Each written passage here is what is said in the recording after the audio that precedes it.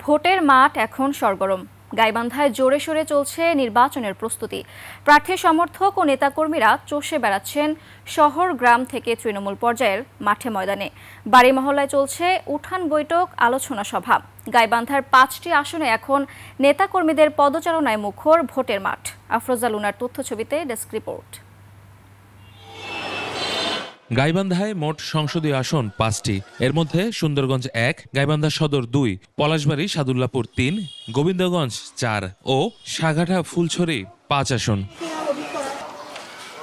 আসছে নির্বাচনে অংশ নেবে বিএনপি, জামায়াতে ইসলামী, জাতীয় নাগরিক পার্টি, গণ অধিকার পরিষদ সহ অন্য দলগুলো। গাইবান্ধা ৫টি আসনের মধ্যে একটি আসনে প্রার্থী মোটামুটি চূড়ান্ত করা হয়েছে। সে চূড়ান্ত প্রার্থী কেন্দ্রীয় সংগঠক নাজমুল হাসান সোহাগ।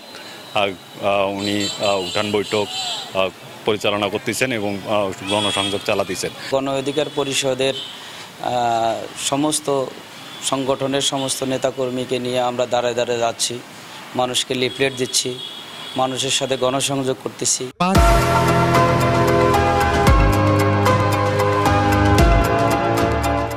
আসনের জন্য প্রার্থীকে চূড়ান্ত করেছে জামায়াতে ইসলামী। উঠান বৈঠক শুরু করছি, আমরা সেন্টার কমিটির বৈঠক শুরু করছি, এরপরে ইউনিয়ন পর্যায়ে বৈঠক করতেছি। এগুলি নিয়ে আমরা ভোটের জন্য মোটামুটি আমরা গাইবান্ধা জামাত ইসলামী মোটামুটি প্রস্তুতি আমরা নিয়েছি। 5টি আসনেই বিএনপির একাধিক প্রার্থীর নাম আলোচনায়। এর মধ্যে গাইবান্ধা 3 আসনের সম্ভাব্য প্রার্থী জেলা বিএনপির সভাপতি ডাক্তার ময়নুল হাসান সাদিক। নির্বাচনী এলাকার মাঠ চষে বেড়াচ্ছেন। ভোটের মাঠে আছেন গাইবান্ধা সদর 2 আসনের বিএনপি প্রার্থী জেলা বিএনপির সাধারণ সম্পাদক মাহমুদুন নবী টিটুল। অন্য আসনগুলোতেও আছেন একাধিক প্রার্থী।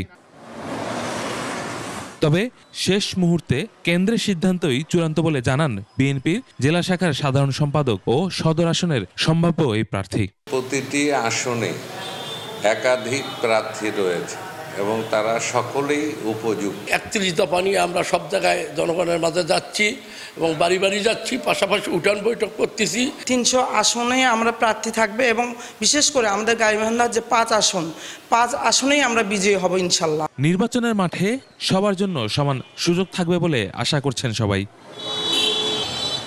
ইউসুফ হাসান নাইম, 21 টেলিভিশন।